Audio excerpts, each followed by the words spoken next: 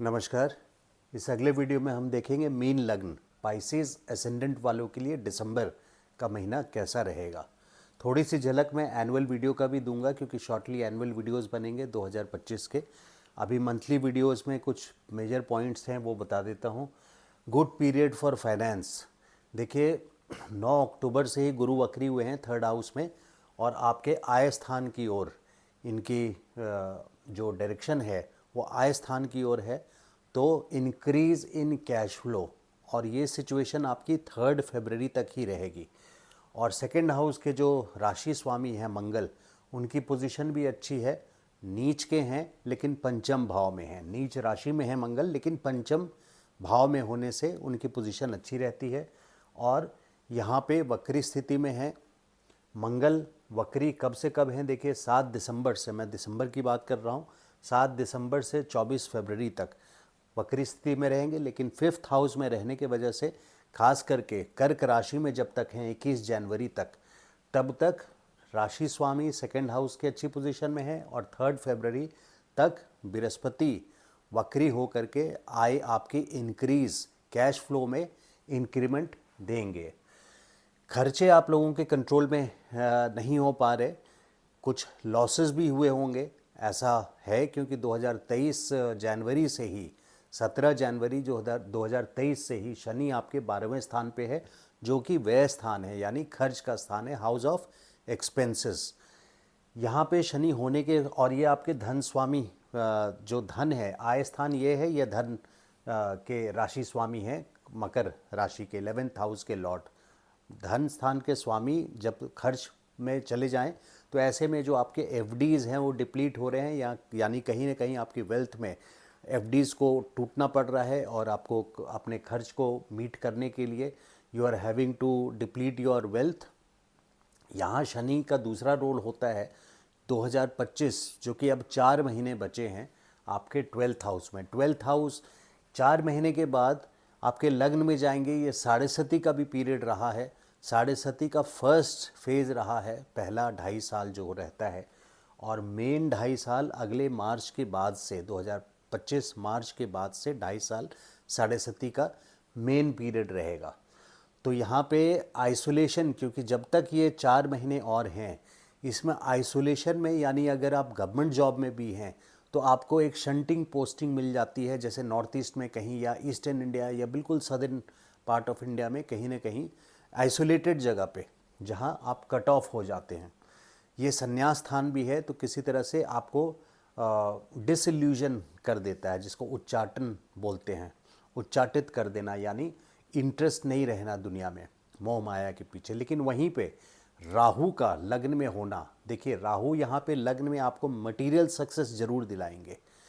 Material success के लिए राहु बहुत सक्सेसफुल हैं। 2023 अक्टूबर में राहु आपके लग्न में आ गए और अगले साल 2025 मई तक राहु आपके लग्न में रहेंगे। 18 महीने का ड्यूरेशन है।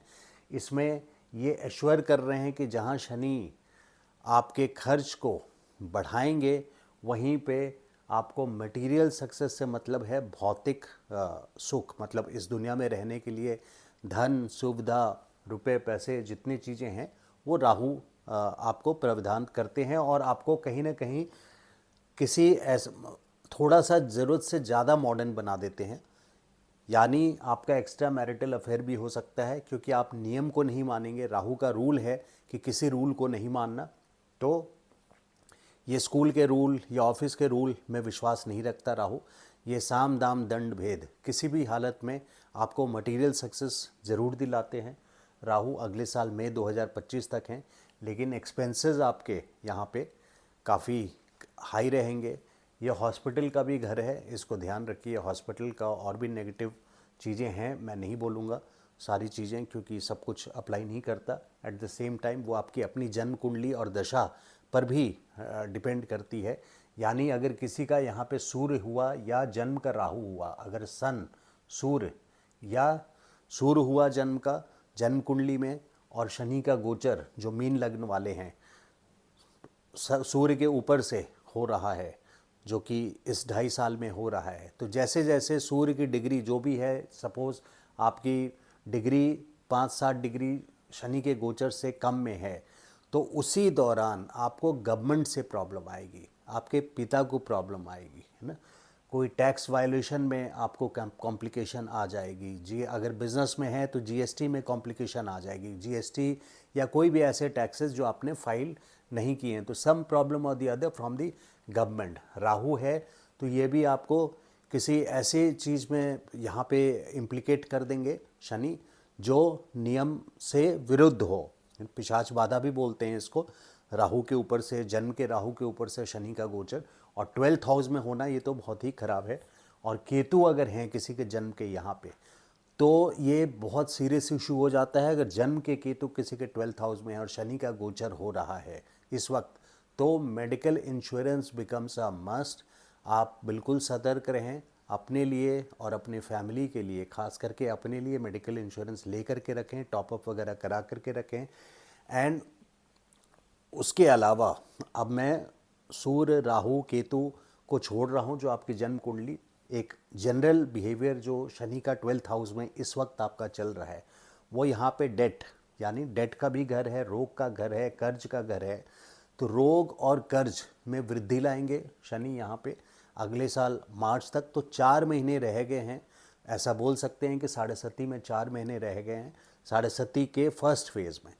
और सेकेंड फेज़ जो पीक मेन पीरियड होता है लग्न में जो शनि आएंगे अगले साल अप्रैल से 2.5 साल के लिए, तो उससे घबराना नहीं है। आप लोगों का मिजाज वैसे जो मीन लग्न वाले हैं आप लोग खुश मिजाज होते हैं, क्योंकि शुक्र यहाँ उच्च के होते हैं। आप लोग खुश मिजाज भी होते हैं, आप लोग को बेसिक कंफर्ट भी मिलता है। और फिज़िकल अपीयरेंस देखें तो कहीं ना कहीं आपके कमर का जो हिस्सा है वो मछली के आकार की तरह बीच थोड़ा सा चौड़ा होता है, कमर का हिस्सा ये चौड़ा होता है, मछली के आकार का होता है।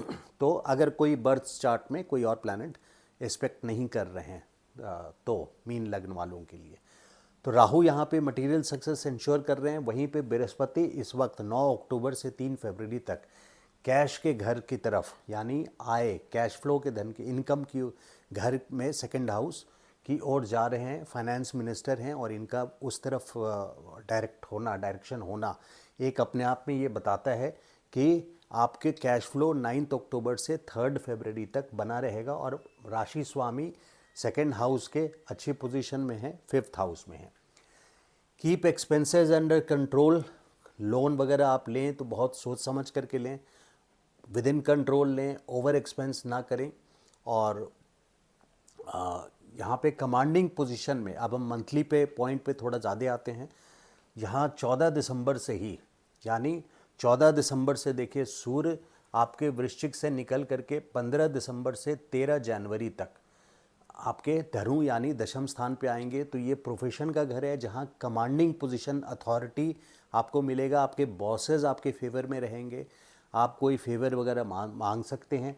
दिस इज़ द टाइम, अगर स्टूडेंट, अगर जो भी करियर प्लानिंग करनी है, स्टूडेंट हों तो जॉब के लिए अप्लाई कर रहे हो, तो आपको इस टाइम पे जब सन 10 से ट्रांजिट कर रहा है और गुरु की दृष्टि पहले से आपके 10th हाउस पे है, तो ये ऑलरेडी अगले साल मई तक आपके करियर के लिए बहुत इम्पॉर्टेंट ईयर हो जाता है, क्योंकि बृहस्पति की भी दृष्टि है और सूर्य 15 दिसंबर से 13 जनवरी तक 10th हाउस में रहेंगे। तो 15 दिसंबर से 13 जनवरी तक एक बहुत अच्छा फेज़ आपके लिए होगा, जब अथॉरिटी, पोजीशन, कमांड सब कुछ होगा। ज़रा सा ये देखिएगा कि आपके 4th हाउस पे भी नज़र रहेगी, यानी आपके घर पे नज़र रहेगी। तो ये अथॉरिटी और कमांडिंग पोजीशन आप अपने घर में ना दिखाएं, क्योंकि घर पीसफुली रहने का, खुश मिजाज वे में रहने का है, दादागिरी करने का की जगह नहीं होती है। Live in peace, live peacefully yourself and others, let others live peacefully also. तो आपके एक्स्ट्रा मैरिटल होने के चांसेस हैं अगले साल मई तक। Avoid this. ये कर्म थ्योरी जो आती है ना, कर्मा थ्योरी बोलते हैं, ये कर्म थ्योरी जो आती है, ये देख रहे हैं ग्रह कैसे जब आते हैं, ये ऑडिटर हैं, हर ग्रह का एक रोल है, जो आप करते हैं वही आपको मिलता है आगे जा कर के।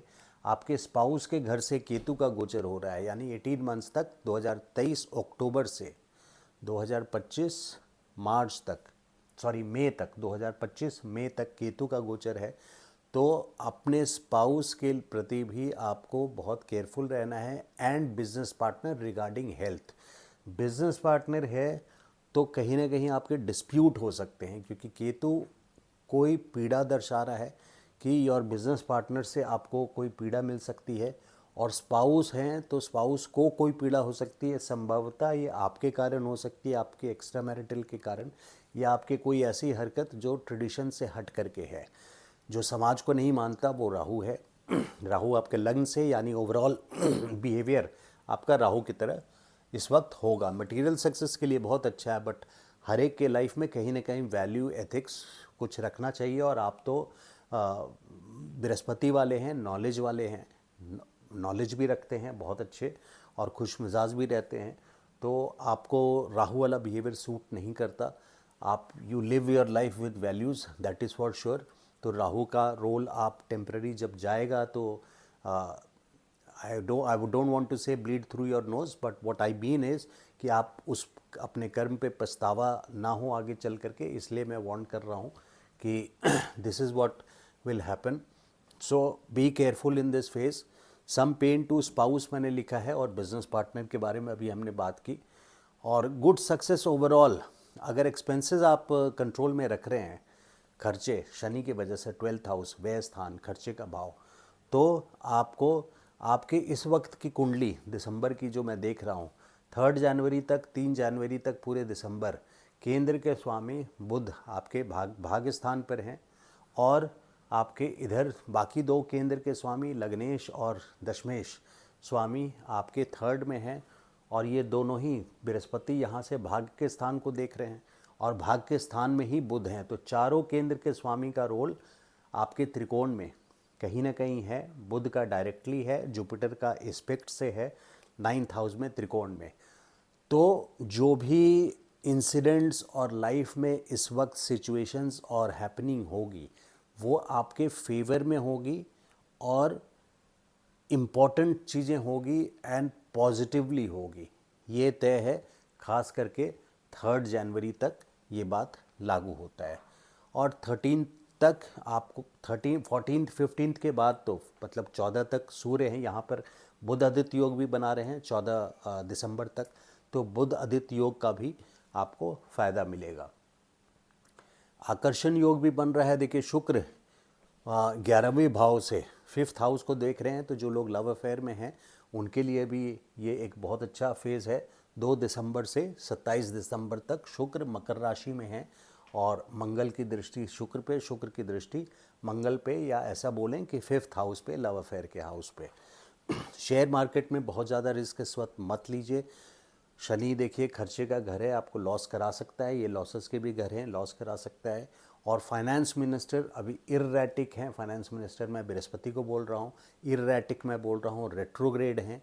रेट्रोग्रेड यानी वक्री स्थिति में है, तो इनकम तो कराएंगे, लेकिन इसके चलते आप कोई बहुत बड़ा रिस्क नहीं ले सकते। तो शेयर मार्केट वाले लोग केयरफुल रहें। करियर के लिए बहुत इंपॉर्टेंट पीरियड है, मैं रिपीट कर रहा हूँ। खास करके 15 दिसंबर से 13 जनवरी तक बृहस्पति की 9वीं दृष्टि 7वें घर पे पड़ रही है, आपके प्रोफेशन के घर पे, और वहीं सूर्य का आना हो रहा है। जिन लोगों को शादी की प्लानिंग है, this is one of the good times. Brihaspati की 5वीं दृष्टि 7th हाउस पे पड़ रही है, 7वें घर पे, तो शादी बिल्कुल पॉसिबल है। मैरिज की प्लानिंग है तो आप मई 2025 तक मैरिज की प्लानिंग कर सकते हैं। You can also start new business. अगर न्यू बिज़नेस स्टार्ट करने की प्लानिंग है तो 9वीं दृष्टि आपके 10th हाउस पे है। बृहस्पति का 10th हाउस पे दृष्टि इम्पॉर्टेंट हो जाता है। बृहस्पति यहाँ रहें, यहाँ रहें, या यहाँ रहें, इन तीनों घर में रहें तो बृहस्पति की दृष्टि अगर छठे में है तो 5वीं दृष्टि, 1 2 3 4 5, 4th में है तो 7वीं दृष्टि, और 3rd में है तो 9वीं दृष्टि। तो बृहस्पति की दृष्टि यानी एस्पेक्ट जब 10th हाउस पे रहे तो आप नया बिजनेस स्टार्ट कर सकते हैं। हालांकि अगर बहुत स्पेसिफिकली मैं बोलूँ तो 3 फरवरी के बाद स्टार्ट करें तो ये बेटर रहेगा।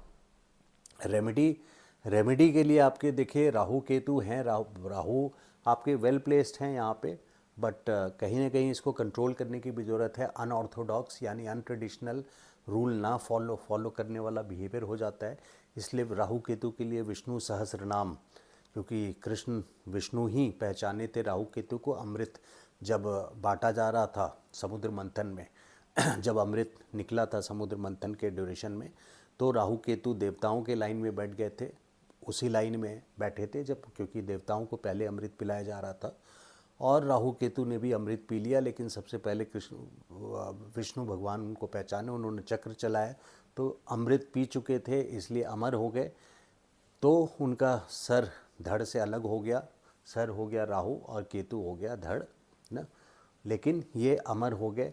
ये नॉर्थ एंड साउथ नोड्स हैं एक्लिप्टिक के, मून के, तो जिनको प्लैनेट का पोजीशन दिया गया है। तो विष्णु सहस्त्रनाम और शनि की पूजा, शनि ओल्ड पीपल यानी वृद्ध लोगों का कि आप मदद करें। चींटियों को कहते हैं कि गोधूली के वक्त यानी शाम के वक्त सनसेट के ड्यूरेशन में चींटियों को आप कुछ भोजन दे सकते हैं, चीनी वगैरह दे सकते हैं चींटियों को। चींटियों का जो घर होता है उसके सामने आप रख सकते हैं। शनि की पूजा ओम प्राम प्रीम प्रॉम स शनिचराय नमः बोल करके आप सरसों का दीपक ले जा करके पीपल पे शनिवार के दिन आप रख सकते हैं। तो ये सारे कुछ उपाय हैं शनि के। ब्लैक कपड़ा आप इस टाइम पे अवॉइड करें पहनना, खास करके सैटरडेज़ के दिन, क्योंकि शनि फेवरेबल नहीं है। जो लोग नीलम धारण किए हुए हैं प्लीज़ नीलम ना पहने अगले साल मार्च तक, बल्कि मैं आगे कई सालों तक बोलूँगा, क्योंकि शनि आपके लगन में रहेंगे तो 7.5 का पीक पीरियड रहेगा आपके ऊपर। तो शनि का ओवरडोज नहीं करें, क्योंकि शनि मार्च के बाद आपके लगन में आएंगे तो ये ऑलरेडी शनि की प्रॉपर्टीज़ आपके ऊपर बहुत रहेगी। हार्ड वर्क एक थ्योरी होता है शनि का, तो हार्ड वर्क मैक्सिमम करवाएंगे। तो इस वक्त देखें दिसंबर के पर हम फिर वापस आते हैं, तो दिसंबर का एक पोजीशन गुड पीरियड है for finance and overall also. ज़रा सा खर्च को सिर्फ कंट्रोल रखें। तो ये था monthly video. I hope you like the video. Please like and subscribe to my channel, that is a request. Thank you so much. नमस्कार।